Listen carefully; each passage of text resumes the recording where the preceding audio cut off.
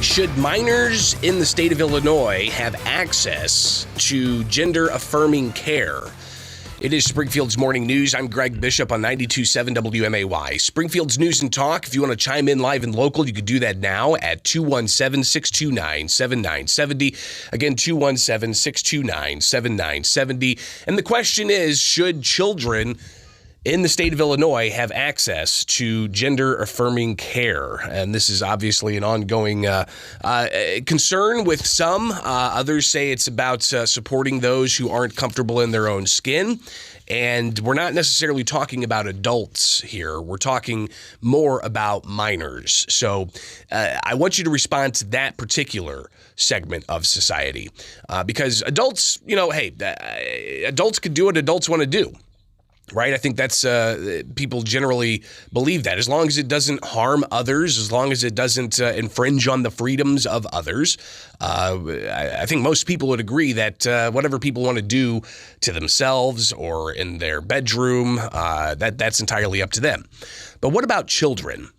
Children up to 18 years old, and this idea of reassigning gender. And looking at possibly saying that this person was born a male, but they feel like they're a woman.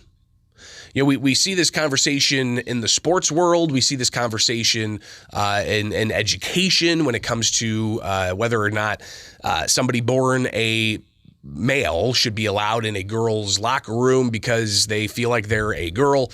But now we've gotten to this point where we're seeing more trends towards offering up gender-affirming care, what they call gender-affirming care for minors. And the situation's, of course, taken on a political tone of sorts. And I want to get your reaction again at 217-629-7970.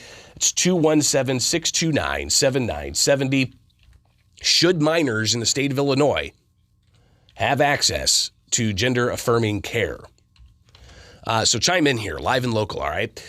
We'll hear, of course, some of the proponents and some of the opponents here, but I want to get your phone calls at 217-629-7970. So what we have, of course, is a lawsuit that's been filed against one particular state and a bunch of attorneys general hopping onto that lawsuit, challenging the limitation of gender-affirming care for minors. And in particular, what is gender-affirming care? Well, the World Health Organization says that it's a range of social, psychological, behavioral, and medical procedures designed to support and affirm an individual's gender identity when it comes to the gender they were feeling versus what they were assigned at birth.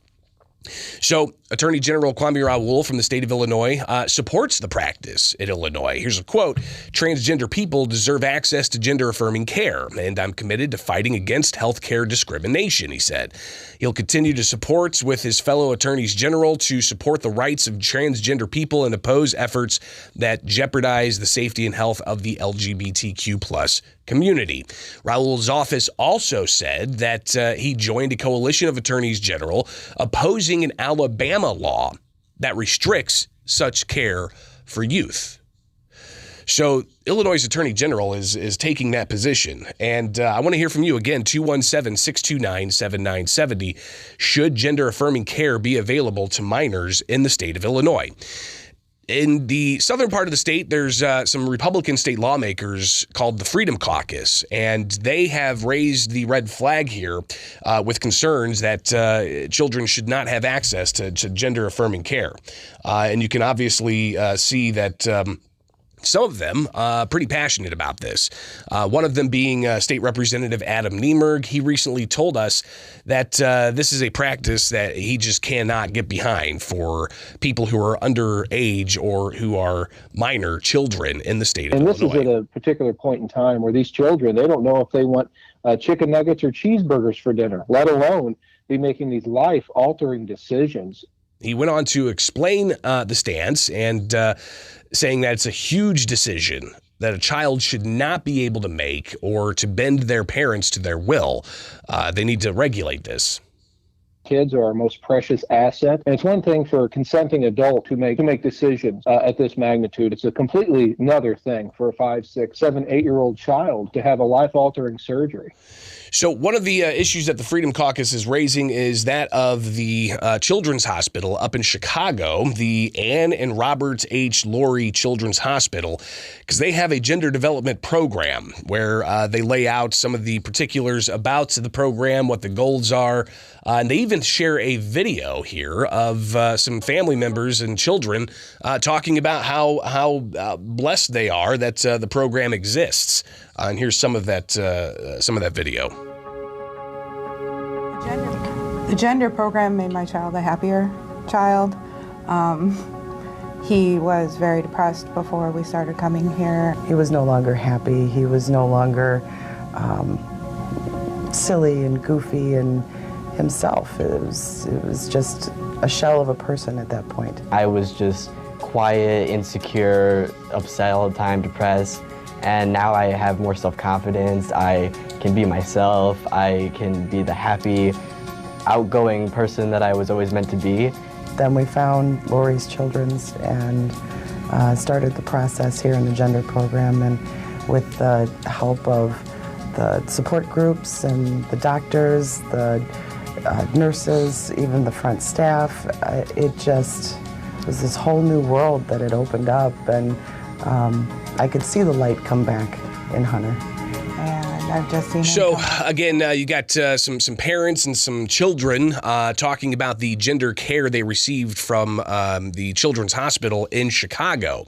And the Freedom Caucus is pushing back against this, of course, saying that this is wrong and the Children's Hospital needs to stop this. But again, I want to hear from you at 217-629-7970. Should gender-affirming care be accessible to children in Illinois? And more from Adam Niemerg, who talked about the issue, saying that the Illinois Freedom Caucus has a substantial problem with offering these services up to children who are under the age of 20 or 18. So, I mean, we typically, you gotta be able to, if you want to sign a contract, you got to be an adult. If you want to modify your body, some people say, well, you should be an adult. Again, here's more from Adam Niemerg. Kids are our most precious asset. And it's one thing for a consenting adult to make decisions at this magnitude. It's a completely another thing for a 5, 6, 7, 8-year-old child to have a life-altering surgery. Essentially, it's protecting our children so they can make clear, cogent decisions down the road when it affects their own lives. But when you talk about removing body parts from a child, it's unbelievable to think that that's gaining traction. More from Niemerg. I completely disagree with it. Again, I feel that children should be protected. They're our most valuable asset. And for them to be making these decisions and leading these children down this path, these children could possibly grow up 20, 30 years down the road. And this is severe damage.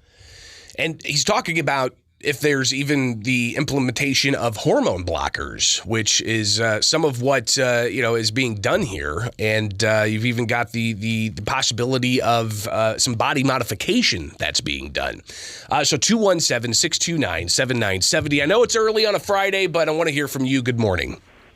I agree with Niemerg on this subject. I don't get. He's right. A child really trying to make a decision that's going to last the rest of their life, and then a parent that is.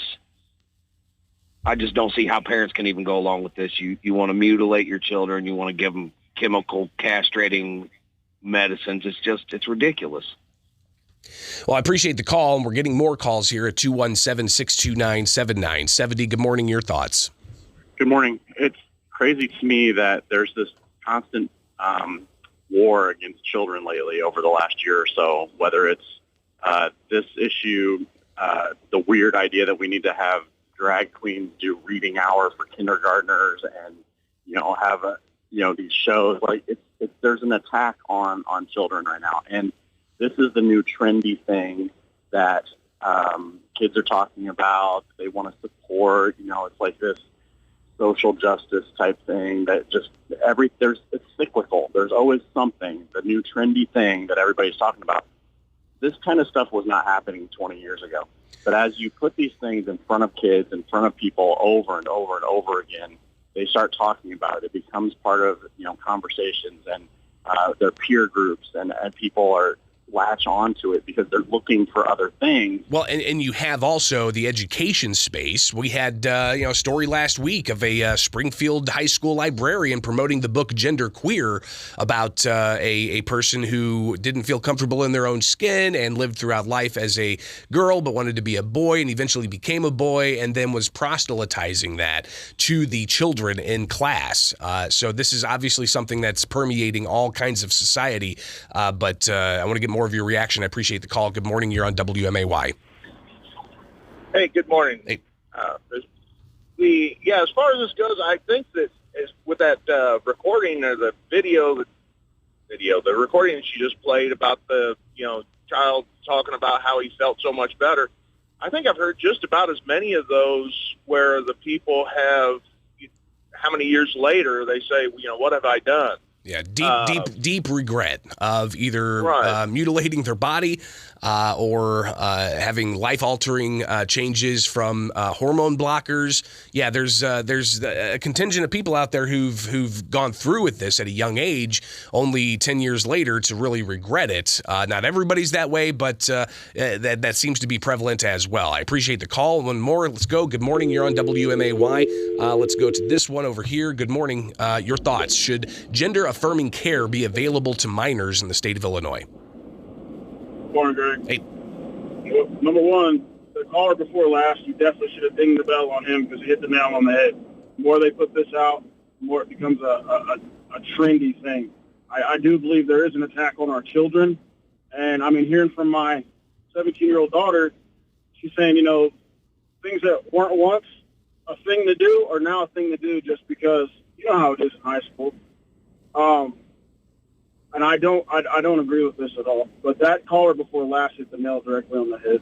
Appreciate the call. 217-629-7970. A text coming in says, can't get a tattoo till you're 18, but you can have a sex change. Are they crazy? That's the texter chiming in.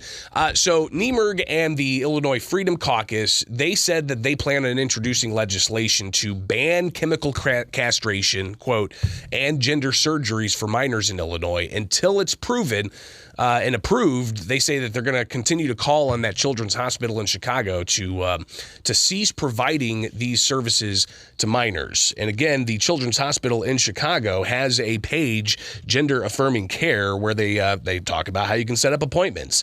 They talk about the services they provide and their philosophy.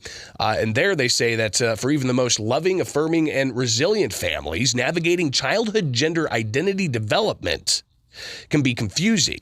It can become more challenging as our patients and their families encounter difficulties posed by others, including extended family members, school officials, and their community members.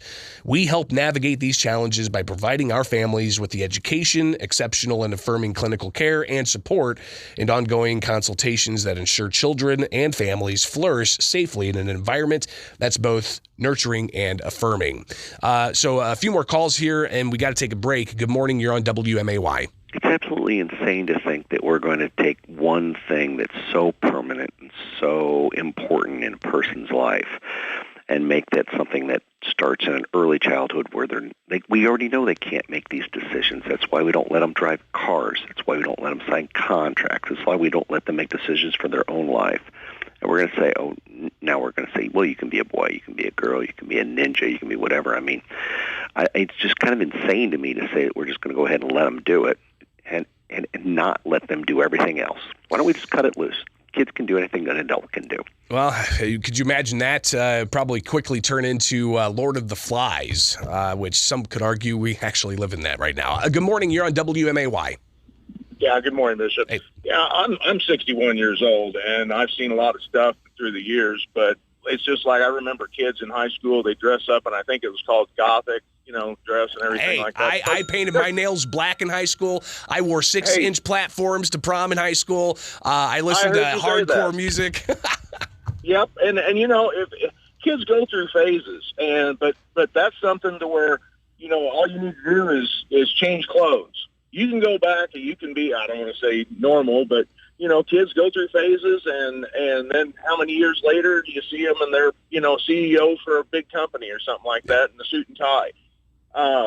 But it's where you can change clothes once you do the gender stuff. Yeah, that's a forever thing. Yeah. Appreciate the call. We'll take one last one, I promise, and then we got to take a break. Good morning. You're on WMAY. Hey, good morning. Yeah, if your 12-year-old comes home one day and says, hey, Mom, Dad, I want to be a pirate, you going to let him take out an eye and cut off a leg at that age? I mean, come on. Think about it.